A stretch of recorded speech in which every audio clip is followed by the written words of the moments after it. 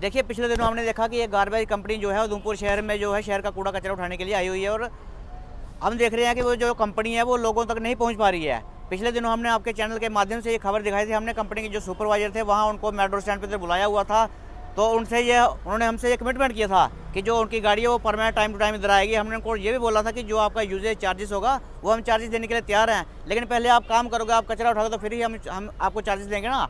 हम देख रहे हैं कि वो कंपनी उस दिन 26 तारीख को उनके साथ मीटिंग हुई थी, ना ही उनकी कंपनी की गाड़ी आई, ना ही वो उसके बाद उनके सुपरवाइजर हमें दिखे।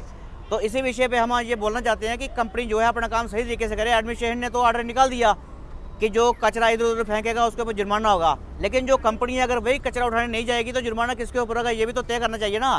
इसी विषय पे आज हम म्यूनसिपलिटी ऑफिस में गए थे। वहाँ जो सीईओ है अमित शर्मा जी, उनसे हम मिले, उन्हें हमें अपनी समस्या हमने उनको बताई कि जो कंपनी है वो यहाँ तक नहीं आ पा रही है। तो उन्होंने हमारे सामने उसी वक्त जो कंपनी के अधिकारी थे उनको फ़ोन किया, उनकी तरफ से हमें आश्वासन दिलाया गया कि वहाँ पे आपके पास गाड़ी आएगी।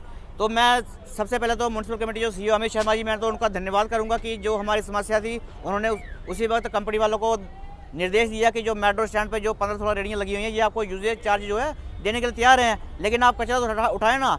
तो हम अब ये उम्मीद करेंगे कंपनी से। हमने अभी 2 मिनट पहले उनका ट्रैक्टर जो था पेट्रोल पंप के पास देखा, वो ट्राली जो थी बिल्कुल कचरे से फुल थी, बड़ी बड़ी चादरें लगी थी। लेकिन वही बात हमने कंपनी के सुपरवाइजर को बताई थी कि एक लेबर का बंदा ऊपर तो होना चाहिए ना जो डस्टबिन पकड़ेगा। तो हम उम्मीद करते हैं कंपनी से कि वो अपना काम करेगी, जो कचरा उठाएगी तो शहर साफ सुथरा होगा ना, ऐसे कहे शहर साफ सुथरा होगा। अरुण जी, जब आपकी मीटिंग हुई थी कंपनी के अधिकारियों से तो आपने अपनी समस्याएं उनको सुनाई थी और उन्होंने समस्याओं को हल करने का भी आश्वासन दिया था। क्या उसके बाद फिर उनकी तरफ से कोई भी आपसे संपर्क नहीं साधा गया? देखिए, एक ही बार उनकी गाड़ी आई, उन्होंने बताया कि टाइमिंग सेट नहीं है। हमने कहा कोई बात नहीं, टाइमिंग सेट नहीं है, फिलहाल जो टाइम आपका है तो आप हमें बताएं ना। उन्होंने बोला कि इसकी मीटिंग चल रही है, चार्जेस जो होंगे उसकी मीटिंग चल रही है। उन्होंने ये भी बोला कि गाड़ी 2 बार आएगी। भाई हम तो कहते हैं एक तो बार तो गाड़ी आए ना। हमने उनसे संपर्क किया, एक दिन मैंने उनको फ़ोन भी किया, मैंने कहा आपकी गाड़ी नहीं यहाँ आई। उन्होंने बोला कि गाड़ी आज ख़राब है, लेकिन उसके बाद गाड़ी दिखी नहीं। अब गाड़ी ख़राब है या गाड़ी किसी और एरिया में लगा दी, कोई समझ नहीं आ रही है। जिस तरह से अरुण जी आपने बताया कि ये कंपनी से आपके साथ जो है बार बार आपके द्वारा उनके साथ मीटिंग की जा रही है, उसके बाद भी वो अपने कार्य प्रणाली सुधारने में कामयाब नहीं हो पा रहे हैं। क्या लगता है, क्या ये कंपनी जो है इस कार्य को करने के लिए सफल हो पाएगी या फिर इनको भी अभी जाना पड़ेगा? देखिए, जहाँ तक हम देख रहे हैं कंपनी अपना जो कार्य सही तरीके से नहीं कर रही है। 2 कंपनियां पहले भी आई थी, तब भी ऐसे ही बात हुई, कंपनी कार्य सही तरीके से नहीं कर पाई और लोगों ने विरोध किया था। क्योंकि जब तक आपके घर से कूड़ा कचरा नहीं उठेगा, आपकी दुकान से कूड़ा कचरा नहीं उठेगा तो पैसे कौन देगा भाई। हम तो चाहते हैं कंपनी कामयाब हो। इस बार हम जोर शोर से लगे हुए हैं, अपने बंदों को समझा रहे हैं, अपने रेडी वालों को जो आसपास घर हैं उनको समझा रहे हैं कि कंपनी आएगी तो कचरा कंपनी को ही देना है, लेकिन कंपनी नहीं आ पा रही। हम कंपनी से अनुरोध करें कि आप अपनी लेबर बढ़ाएं, आप अपनी गाड़ियाँ बढ़ाएं।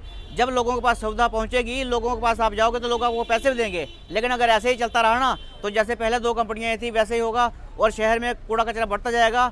इसके लिए भी मैं म्यूनसिपल कमेटी से ये कहना चाहूँगा कि क्यों ना आप अपनी जो म्यूनसिपल कमेटी उसमें सफाई कर्मचारियों की संख्या को ज़्यादा करें।